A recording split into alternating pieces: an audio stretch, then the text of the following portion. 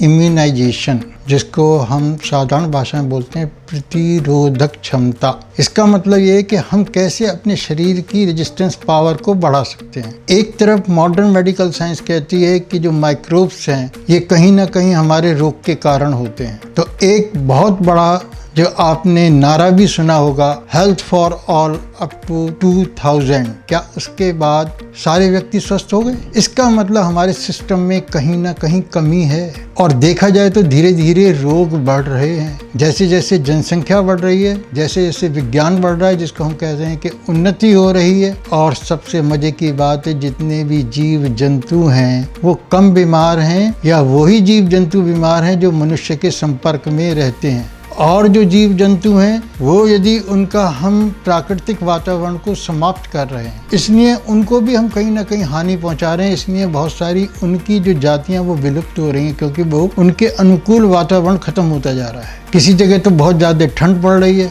और किसी जगह बहुत ज़्यादा गर्मी पड़ रही है और किसी जगह अति वर्षा हो रही है। इसने प्रकृति का असंतुलन कर दिया है। देखा जाए तो जिस धरती के ऊपर हम रह रहे हैं, कहीं ना कहीं इसके अंदर भी हम असंतुलन पैदा कर रहे हैं। एक तरफ तो इतना अति भार, जहाँ पर 100-100, 150-150, 200-200 मंजिल वाले मकान, तो क्या उस एक छोटे से एरिया में मैक्सिमम प्रेशर नहीं पैदा कर रहे? ये असंतुलन कहीं ना कहीं हमारी भौगोलिक स्थिति को और परिस्थितियों में डिस्टरबेंस पैदा कर रहा है। वहाँ का घनत्व जो है वो डिस्टर्ब हो रहा है। आज जो हम जिस संक्रमण से गुजर रहे हैं, जिसको हम कोरोना बोलते हैं, ये भी कहीं ना कहीं हाइजीनिक कंडीशन के साथ इसका संबंध है। और अल्टीमेटली जो डॉक्टर बोल रहे हैं कि इसके लिए क्या करें हम, प्रतिरोधक क्षमता जिसमें है वो इसको आसानी से झेल पाएगा।